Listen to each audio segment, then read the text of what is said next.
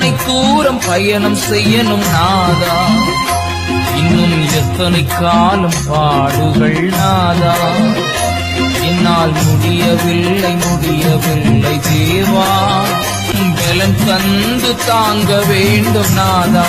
எத்தனை தூரம் பயணம் செய்யணும் நாதா, இன்னும் எத்தனை காலம் பாடுகள் நாதா, என்னால் முடியவில்லை முடியவில்லை தேவா, பலன் தந்து தாங்க வேண்டும் நாதா. கர்த்தருக்கு ஸ்தோத்திரம்.